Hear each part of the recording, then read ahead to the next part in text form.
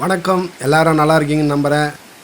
கடவுள் எப்படி இருக்குது, அழகாக இருக்குது பார்த்தீங்களா? கடவுள் படைச்சதில் எத்தனையோ அதிசயம் அற்புதம். அதில் இதுவும் ஒன்று கடல். நமக்கு அதிலேருந்து எவ்வளோ பொக்கிஷங்கள் சாப்பிட்றதுக்கு நம்மளுக்கு கிடைக்குது. அதிலேருந்து தான் நான் இப்போது நண்டு செய்ய போகிறேன். கடல் நண்டு. இது என்னென்னா, இந்த வெள்ளி நண்டு இந்த ஓடம் கரையில் பார்த்துருக்கீங்களா? குட்டியாக நம்ம பிடிக்கணும்னு நினச்சா கூட பிடிக்க முடியாது, அவ்வளோ வேகமாக ஓடும். அந்த நண்டை தான் எப்படி செய்யலான்னு ஈஸியாக எப்படி செய்யலான்னு வாங்க பார்க்கலாம். இதுக்கு நான் ஒரு பெரிய வெங்காயம், ஒரு சின்ன வெங்காயம், 2 வெங்காயம் எடுத்துருக்கேன். ஏன்னா ஆக்சுவலாக நம்ம செய்ய போகிறது வெங்காயம், பெப்பர் அதை யூஸ் பண்ணி தான் இதை செய்ய போகிறோம். மெயினான இன்க்ரீடியன்ஸே இது தான். இதுக்கு அதனால் வெங்காயத்தை நல்லா பொடியாக நீங்கள் கட் பண்ணிக்கோங்க. பொடியாக கட் பண்ணி எடுத்துக்கினா அது வதங்கிறதுக்கு நமக்கு ஈஸியாக இருக்கும். அதனால் பொடியாக நான் கட் பண்ணுறேன். நீங்களும் முடிஞ்ச அளவுக்கு பொடியாக பார்த்து கட் பண்ணுங்கள். கையில் இதெல்லாம் கையை கட் பண்ணிக்காத கட் பண்ணிக்கோங்க கேர்ஃபுல்லாக. பொடியாக கட் பண்ண பிறகு ஒரு பேன் வைக்கிறோம். இதில் 4 ஸ்பூன் கடலெண்ணெய். நான் கடலெண்ணெயில் தான் இதை செய்ய போகிறேன். நல்லாயிருக்கும், வாசனையாக இருக்கும். அதனால் கடலெண்ணெய். அதில் நம்ம கட் பண்ண வெங்காயத்தை இதில் போட்டு கூடவே கருவேப்பிலை.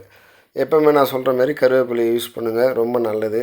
அயன் அதிகமாக இருக்கிறதுனால நம்ம முடிஞ்ச அளவுக்கு இதெல்லாம் நம்ம சமையல் செய்யும் போது யூஸ் பண்ணுங்கள். நான் எப்போவுமே சொல்கிற போல் மூடி போட்டு கொஞ்சம் நேரம் வேக விடுறேன், ஸ்லோ ஃபயரில். எதனாலனா வேகிறது கொஞ்சம் சீக்கிரமாக வேகும், கொஞ்சம் ஈஸியாகவும் இருக்கும்.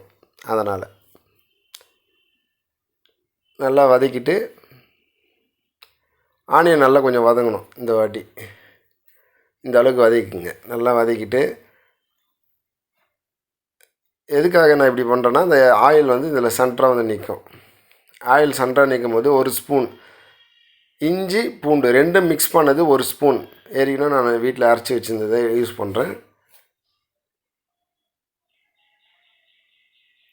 1 ஸ்பூன் இஞ்சி பூண்டு இதில் போட்டுட்டு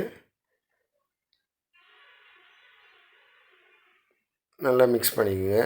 எண்ணெயில் இது வதங்க, ஏன்னா பச்சை வாசனை போகிறதுக்காக நான் கொஞ்சம் ஈஸியாக இருக்கிறதுக்காக இப்படி பண்ணுறேன். கொஞ்சம் வதங்கின பிறகு நீங்களும் ட்ரை பண்ணி பாருங்கள். ஓரளவுக்கு வதங்கிடுச்சிங்களா? அப்புறம் எல்லாத்தையும் சேர்த்து வதக்கிட்டு கூடவே உப்பு எப்போவுமே நான் சொல்கிற மாதிரி ஃபஸ்ட்டு கொஞ்சம் கம்மியாகவே உப்பு போடுங்க. எதனாலனா உப்பு கம்மியாக போடும்போது டேஸ்ட் நம்மளுக்கு எப்படி இருக்குதுன்னு பார்த்துன்னு அப்புறம் கூட உப்பு ஆட் பண்ணிக்கலாம். உப்பு நிறைய போட்டுவிட்டால் நம்ம அதை கம்மி பண்ண முடியாது, டேஸ்ட்டே போயிடும். உப்பு இல்லை பண்டம் குப்பைக்கு தான். அதேமாரி உப்பு அதிகமாக போனாலும் குப்பைக்கு தான் போடணும். அதனால் நீங்கள் கேர்ஃபுல்லாக யூஸ் பண்ணுங்கள். நான் ஏற்கனவே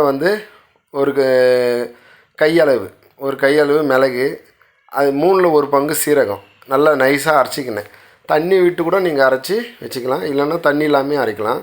அதை என்ன பண்ணுறீங்கன்னா, அரைச்சி நான் பவுட்ராக மிளகு, இது கூட ஸ்பூன் 1/4 டீஸ்பூன் மஞ்சள் ஆட் பண்ணுறேன். மஞ்சள் ஆட் பண்ணிவிட்டு இந்த அளவுக்கு நம்ம வதக்கிக்கணும். இதை நல்லா வதக்கிட்ட பிறகு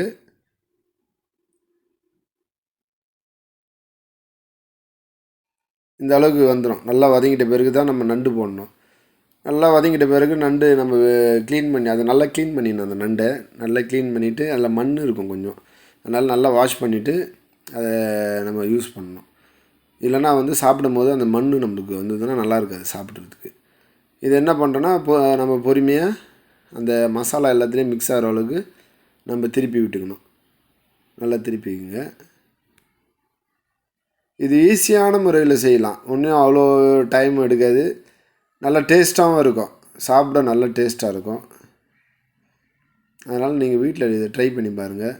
இதுக்கு நம்ம என்ன பண்ண போகிறோன்னா, இது மூடி போகிறதுக்கு முன்னாடி கொஞ்சமாக தண்ணி தெளிச்சிக்கணும். எதனால் நம்ம தண்ணி தெளிக்க போகிறோன்னா, தண்ணி தெளிக்கும் போது தான் அது கொஞ்சம் அதில் இருக்கிற உப்பு, அந்த மிளகோட காரம் எல்லாமே அந்த உள்ளே ஏறும் நம்மளுக்கு, இல்லைனா டேஸ்ட் இருக்காது. அதனால் நம்ம கொஞ்சமாக இதில் தண்ணி ஆட் பண்ணிக்கணும். ரொம்ப வேணாம், கொஞ்சமாக ஆட் பண்ணிங்க. கொஞ்சமாக ஆட் பண்ணும்போது கரெக்டாக இருக்கும். ஒரு மூடி போட்டு ஒரு 5 மினிட்ஸ் ஸ்லோ ஃபயரில் விட்டுருங்க. ஸ்லோ ஃபயரில் 5 மினிட்ஸ் விடும்போது அது நல்லா வெந்துடும். அதனால் 5 நிமிஷம் பொறுத்து நம்ம பார்க்குறோம். இப்போ பாருங்கள் எப்படி இருக்குது பாருங்கள். தண்ணி பாருங்கள், கொஞ்சமாக தண்ணி இருக்குங்களா?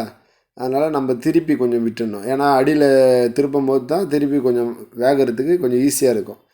அதனால் கொஞ்சம் நம்ம திருப்பி விட்டுட்டு திருப்பியும் வந்து நம்ம ஒரு 10 மினிட்ஸ் வந்து இதை ஸ்லோ ஃபயரில் நல்லா வேக வச்சுடுங்க. நல்லா ஸ்லோ ஃபயரில் வேகும்போது அது நல்லா வெந்துடும். இதுக்கு அதிகமாக ரொம்ப பொருள் எதுவுமே தேவைப்படாது. மிளகு, சீரகம், இஞ்சி, பூண்டு, அவ்வளோதான். ஈஸியாக நீங்கள் வீட்டில் இதை எளிய முறையில் செய்யலாம். இது ஃபுல்லாக நல்லா ட்ரை ஆகிடுச்சு. நல்லா ட்ரை ஆகிடுச்சிங்களா? கடைசியாக வேணும்னா ஒரு 2 மினிட்ஸ் வந்து ஹை ஃபயரில் போட்டு நல்லா ட்ரை ஆக்கிடுங்க. நல்லா ட்ரை ஆகிடும். ட்ரை ஆன பிறகு இப்போ கொத்தமல்லி இப்போ வேணுன்னா கூட ஆட் பண்ணிக்கலாம். நான் கடைசியாக கொத்தமல்லி போடுறேன். நீங்கள் இப்போ கூட கொத்தமல்லி போட்டுக்கலாம். இவ்வளோ நேரம் இந்த வீடியோவை நீங்கள் பார்த்ததுக்காக உங்களுக்கு நன்றி. இந்த வீடியோவை வந்து சப்ஸ்கிரைப் பண்ணுங்கள், உங்கள் நண்பர்களுக்கும் ஷேர் பண்ணுங்கள், கமெண்ட் பண்ணுங்கள், பெல் பட்டனை தட்டுங்க. பெல் பட்டன் தட்டும் போது தான் உங்களுக்கு நோட்டிஃபிகேஷனாக வரும். அடுத்த வீடியோ உங்களுக்கு நான் போடும்போது உங்களுக்கு நோட்டிஃபிகேஷனாக மெசேஜ் வரும். இவ்வளோ நேரம் இதை பார்த்துக்காக தேங்க்யூ. நீங்களும் இதை வீட்டில் ட்ரை பண்ணுங்கள். ரொம்ப ஈஸியாக சீக்கிரமாக இதை செய்யலாம். ட்ரை பண்ணி பாருங்கள்.